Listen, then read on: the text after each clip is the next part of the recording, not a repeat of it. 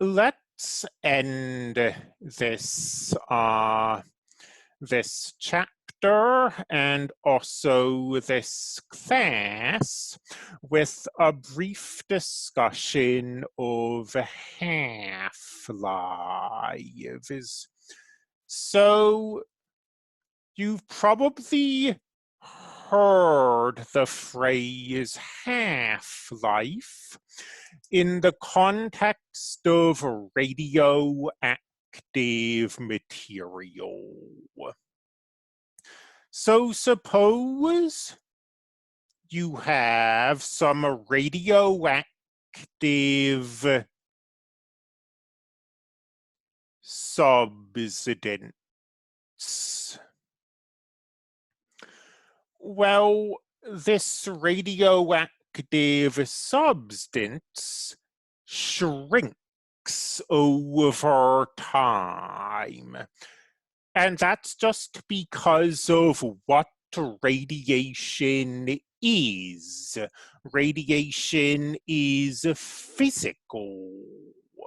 The substance emits gamma particles or other particles, and those particles it's emitting have mass. That mass has to come from somewhere. So the radioactive substance shrinks over time. And in particular, the mass of a radioactive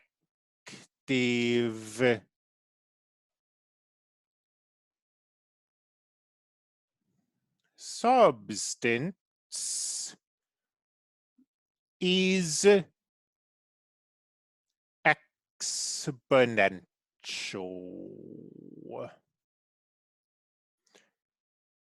So you've got however much of the substance you have times b to the power of t. And b is between 0 and 1.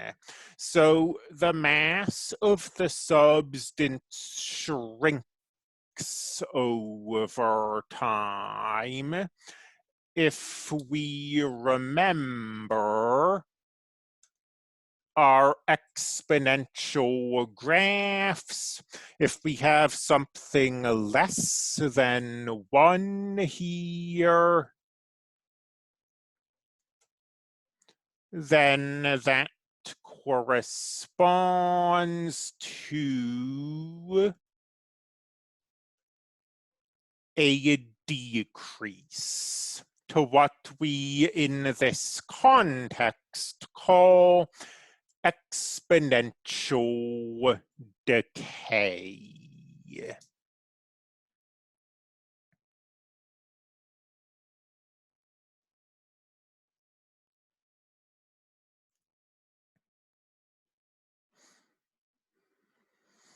Well, exponential decay, especially in this context, is often measured using the half-life.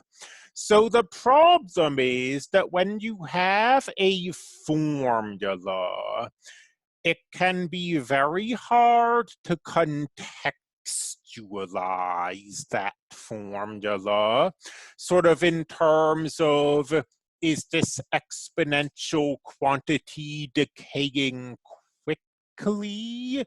Is it decaying slowly? What's going on? So if I say something like, the mass of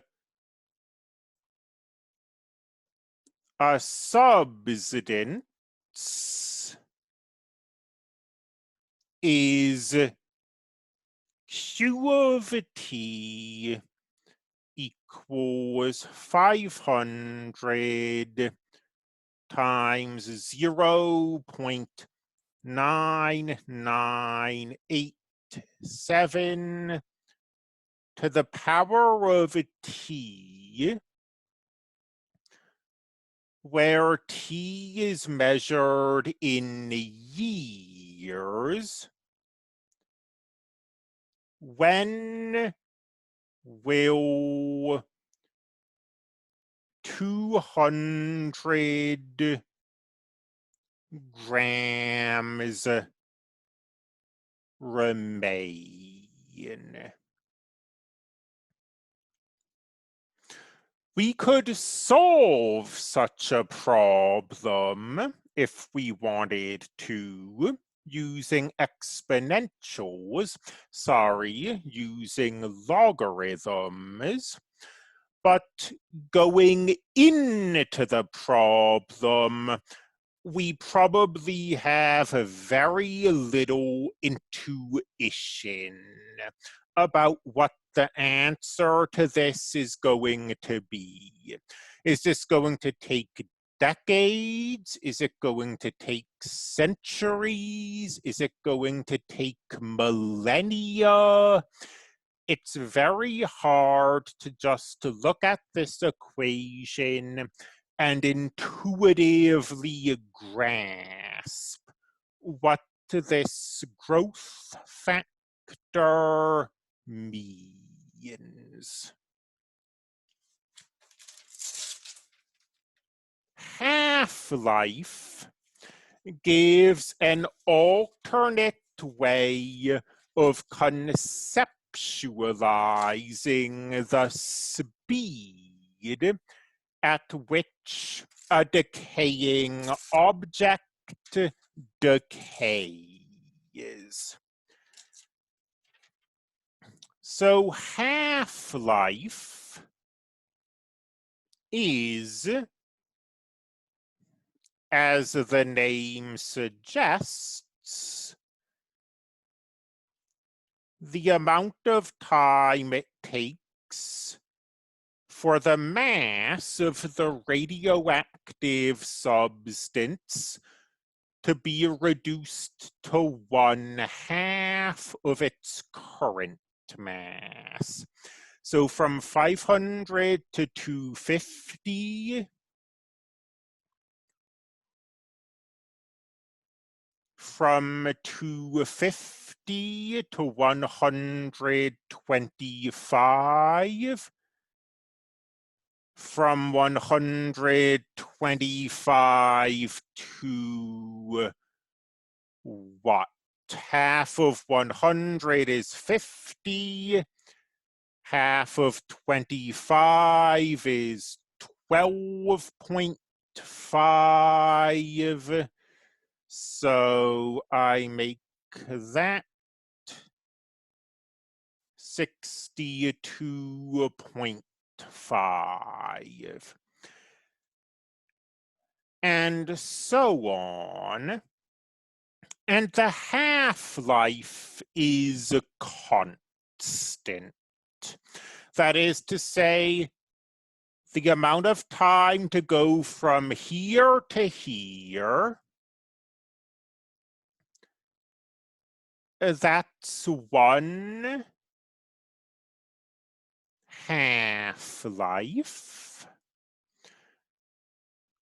The amount of time to go from here to here is 1 half-life.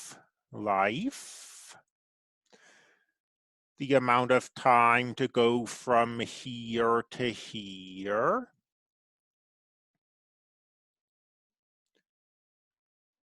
so the half-life is constant. Whether you have 500 grams or 125 grams, the half-life doesn't change. And knowing the half-life gives you some intuition about questions like this. When will 200 grams remain? Well, after one half-life, there are 250 grams. After two half-lives, there are 125 grams. So the answer to this question lies somewhere between the first and the second half-life.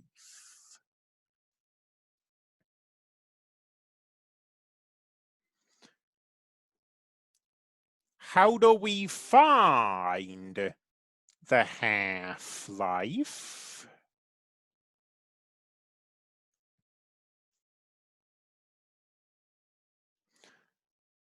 Well, look at the equation we're given.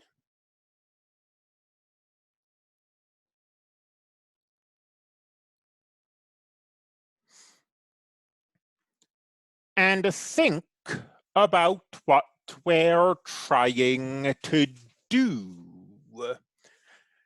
At present, there are 500 grams.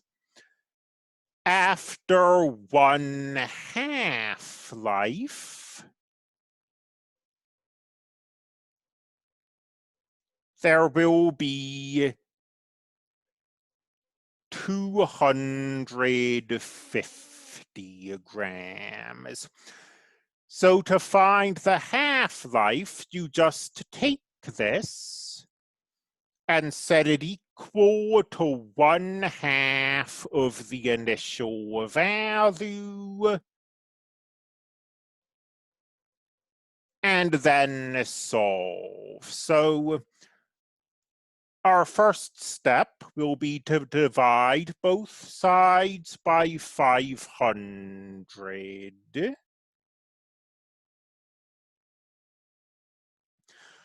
On the right, we get 1/2. We're going to come back to that fact, but for now, let's just finish this problem out. Take a logarithm of both sides.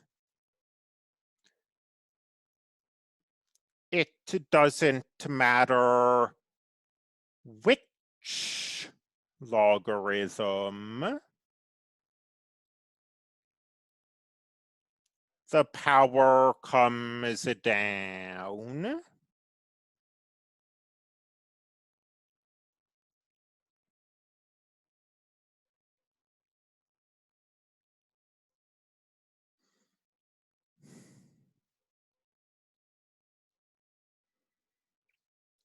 And we can then divide both sides by this constant.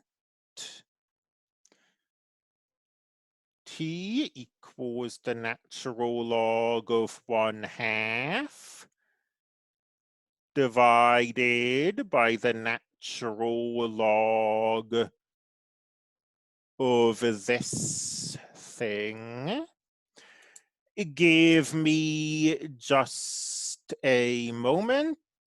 I need to locate our emulator. TI-84 emulator. Let's see, I'm using the online emulator. Justified. Share this screen.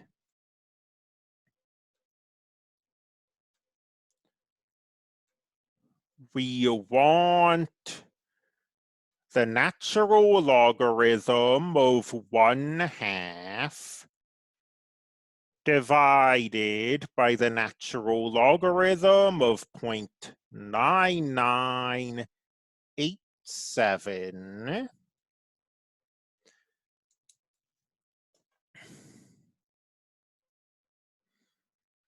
And the result is around 533 years.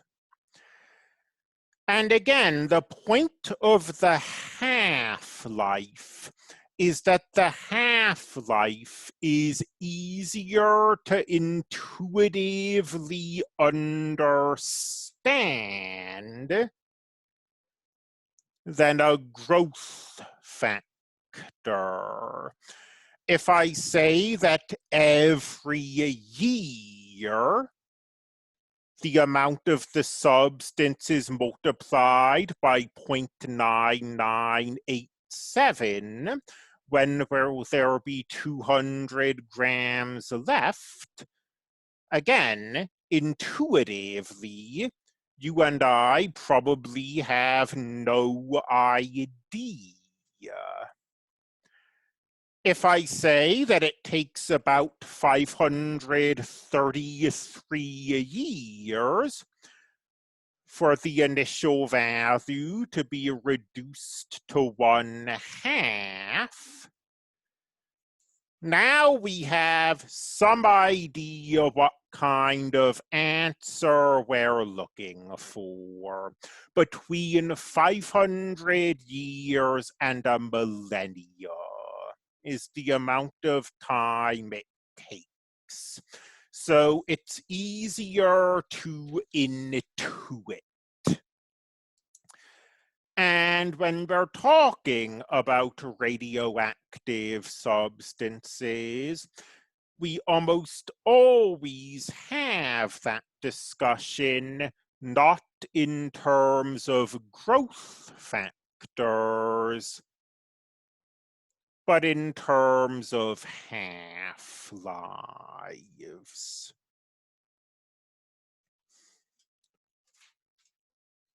I have something else to say about half-lives, but do you have any questions on the material we've discussed so far?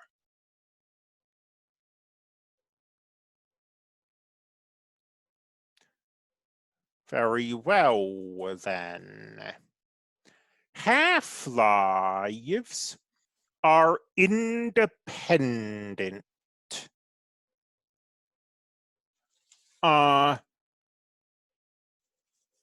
Yes, yeah, we were looking for the half-life.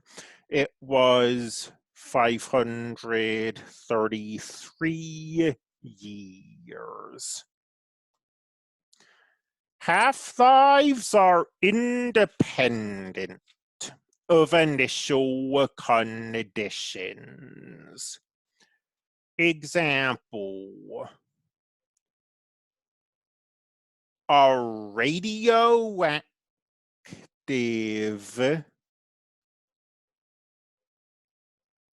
substance decays by 2.3% per year. Find its half-life.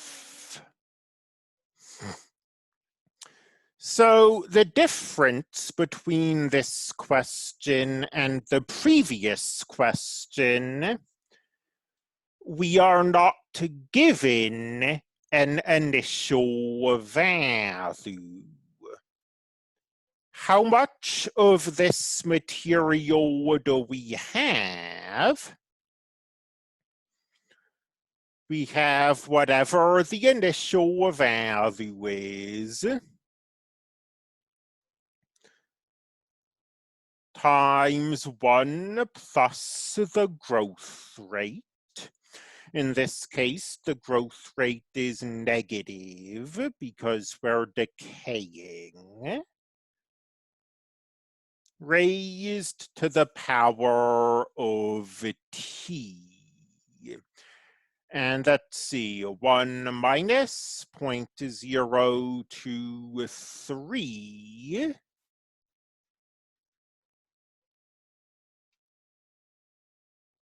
is 0.977,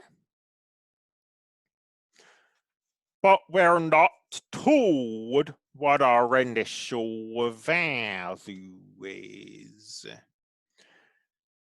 This is not a fatal problem. It doesn't keep us from finding the half-life.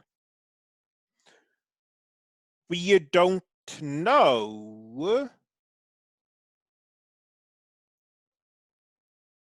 what the initial value is, but we do know that after a half-life has passed, only half of the initial value will remain. And if we divide both sides by A, it doesn't matter that we don't know what A is, because the A cancels, it goes away, and leaves us with an equation we can solve.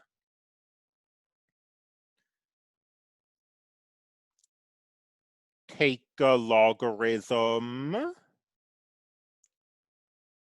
of both sides.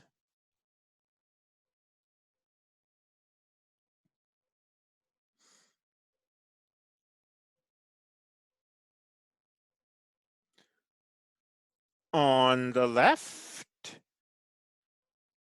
down comes the t.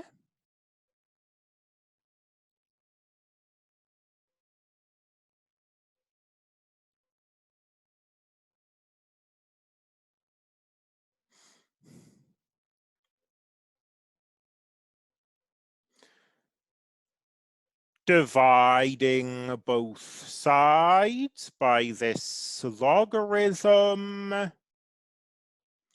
Let's show that. Let's share our screen and get the calculator up. The logarithm of 1/2 divided by the logarithm of 0.977. So the half-life of this radioactive substance is rather less, 29.8 years.